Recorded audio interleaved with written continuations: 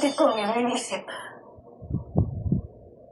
Ako ay dumaan sa mahabang pagsubok upang makamit ko ang pangalawang buhay kay Cassiopeia. Pinagbigyan ka ni Cassiopeia sa panibagong buhay. Habang tinanggihan niya ang aking anak na si Gaia at hinayaan niya mamatay ang aking bunsong anak.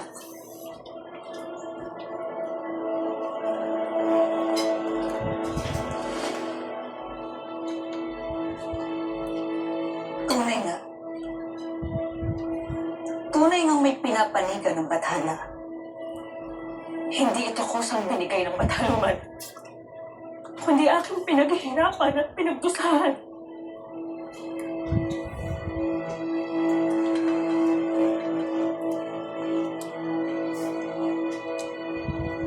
Sa ngayon ay hindi pa ako ito handang marinig. Sapagkat may mas mahalaga tayong tungkulin. Ang nais kong malaman ay kung nais mo rin ba na makiisa sa akin upang harapin si Gargan.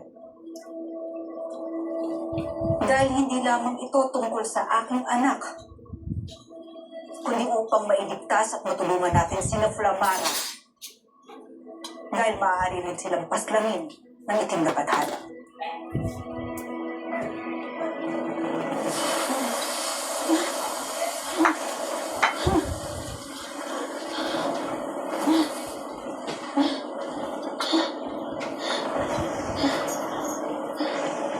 Isinilang na mula sa sinapupunan ng banal na apoy ang isang bagong perena.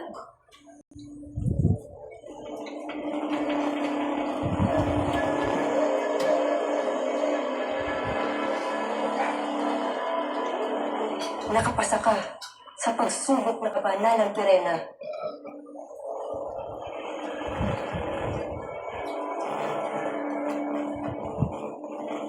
Hindi ka na isang Iftra lamang.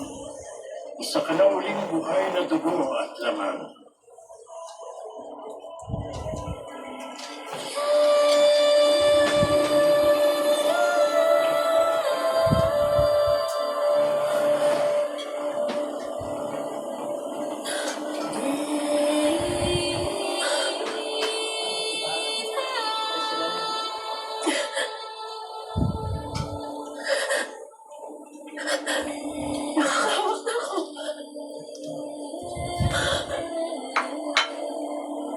Sana Eshma, mga bathala. Ipinapangako ko na gagamitin ko ang aking buhay upang lalong maging mahusay na tagapangalaga at tagapagligtas ng Encantadia. Kung hindi ka binuhay upang magbalik sa dati perena, nang iba na ang iyong antas. Walang ibig mong sabihin. Ikaw ngayon ay tila isang sanggol na bagong sinang pa lamang. Kaya't ikaw ay mahina pa. Kaya hindi mo pa masasaksihan at mararamdaman ang buong lakas at ningning ng iyong mga bagong kakayahan at kapangyarihan. Ngunit sa darating na pagbilog ng 2 buwan, ang iyong kapangyarihan at dagdag pang kaalaman at kakayahan ay lalabas. Sa ngayon ay iwasan mo munang masaktan o masugatan. Lalo ang makipaglaban dahil sa susunod na mapaslan kang muli ay hindi ka na muli pang magkakaroon ng ganitong pagkakataon.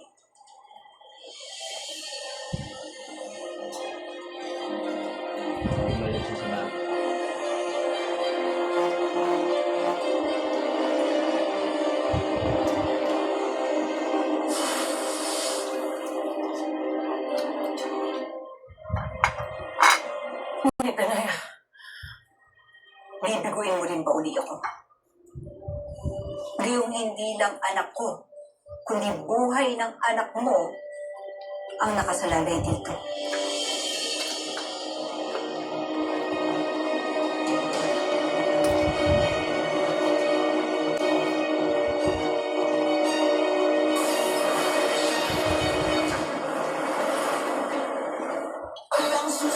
Why are you always near her? Isang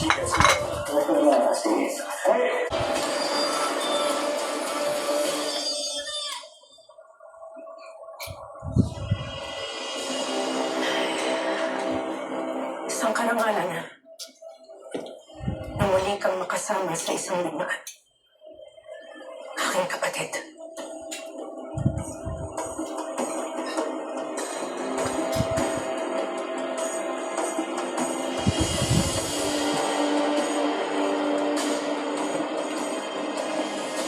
Hindi. Punong konseho. Ang batas ng paghihiwalay ay hindi pagpapabayaan. Ito'y pagbibigay laya sa hindi na makatarungang pagsasama. Kaya't wala akong nakikitang mali sa batas na iminumungkahi ni God Harmin. Tandaan mo, mahal na Ram, tayo lang ang kariang may pagpapahalaga sa banal na pagsasama ng isang mag-asawa. Kaya tumututol ako na may ipasa ang batas na ito.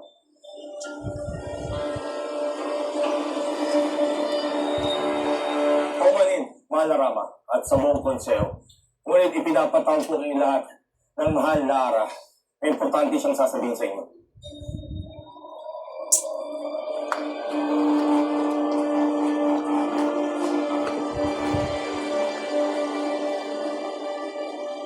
Bakit buhay pa si Aminaya?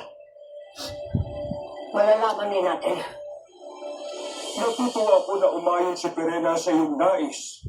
Ngunit, natatakot rin ako para sa inyong dalawa. Hihikayatin ko si Alera na sumama.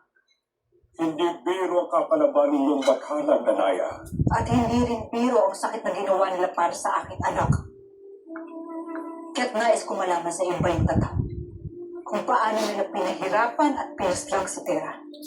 Danaya, lalo mo nagsasakta ng iyong kalooban. Ngunit hindi ko pa rin tumalaban. Hindi dito sa Encantadia naganap ang pagpaslang. Kaya kailangan kong hawakan ng labi ni Tera upang masilip ang mga nangyari.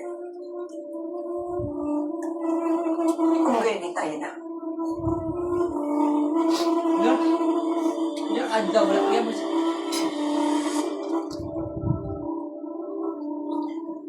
Mayroong naglakas loob na pumasok sa loob ng palasyo.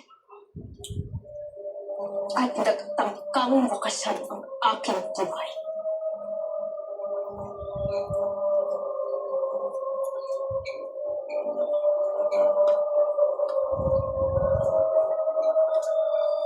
At sino naman ang nagtangka sa iyong buhay, Hararmea? Hindi na ako nagugulat na mayroong gustong pumaslang sa akin. Ngunit ang mas mahalagang tanong ay sino? Sino ang nag-utos? Kaya hayaan niyo akong tanongin ang mga kataas-taasan na pinuno ng Sapino.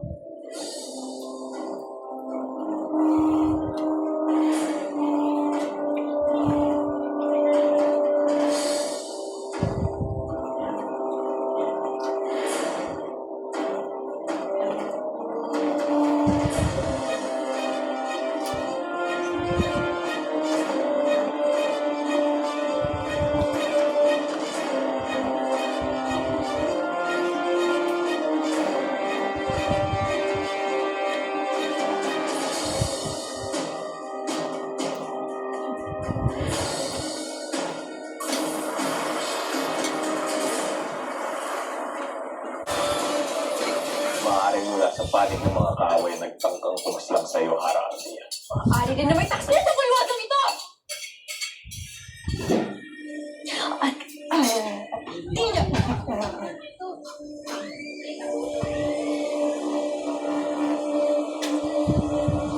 marami ng kawalang nakasama.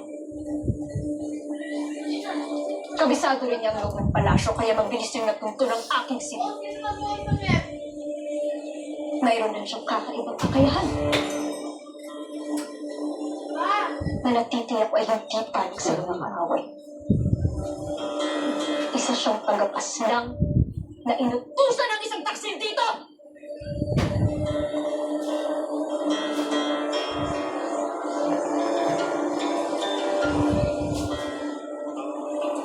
taksin.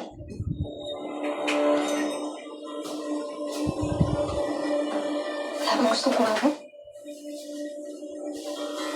Wala bang naamin?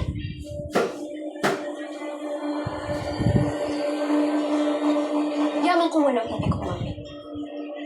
Ay ako na mismo ang gagawa ng paraan upang malaman. Magpapadala ako ng mga kawal upang sunduin si Nunong Ibaw at ang kanyang tungkol. Ang kanyang balintataw ang magtuturo sa akin kung sino ang taksil at sanay.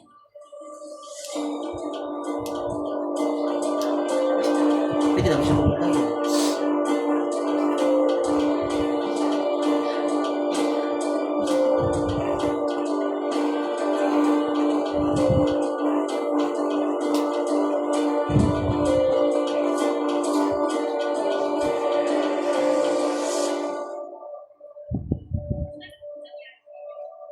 Kulong konseho. Tiyak na magtutukoy ka ng makapangyarihan tungkol ni Imaw.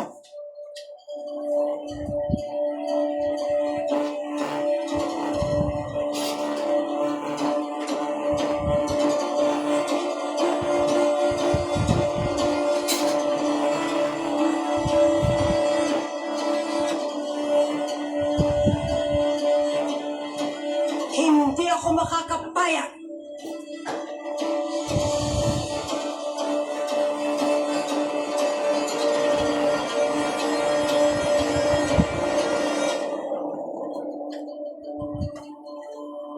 Napakaaga pa para siya wala. Tama ka, Mary. Pero wala ka bang napapansin? Ano? Mga retre. Walang mga retreng umaalagid kay Tera. Simula pa ng pagdating na dito. Isa naaalala ko, di ba nung tayo? Ang bilis dumating ng mga retre. Nagsasalita pa nga ako noon eh. Nag-disappear na lang ako bigla. Pero seryoso, dito kay Tera. Bakit wala? Hindi ko rin batin, Lira. Ashti, iwanan niyo muna kami ng Imaw. Tayo na, Lira.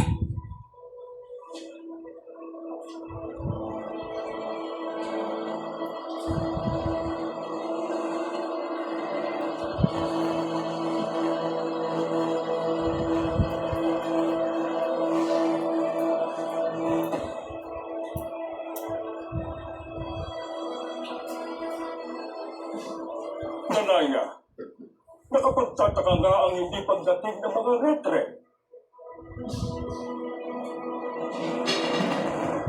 Kaya nga ang yun ang nais kong makita. Kung ano nangyari sa aking anak. Nais kong malaman kung anong dahilan.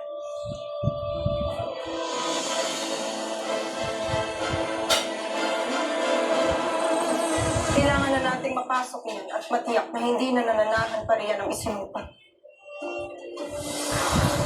Paano ka nakatakas mula sa mga sakit? Malakas ang aking hinala na ang punong konseho ang nasa likod ng lahat ng ito. Ngunit kailangan ko ng katibayan. Kaya't mahalaga na makita ko ang lahat sa tungkol kay Mamuti. Ba't halumang Halia? Ikaw ang Diyosa ng 2 buwan. Maaari bang utusan mo silang bumilog na kagad? May nagtangkang pangos na kayara. Hindi na ako papayag ng Bathala.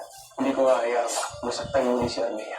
Kailangan ko makuha ang brilyante ng lupa. Malaki ang may tutulong mo upang madaig natin ang Bathala. Nasaksihan natin ang kanyang kapangyarihan. Anong laban natin sa kanya? Bakit ang maurong ka?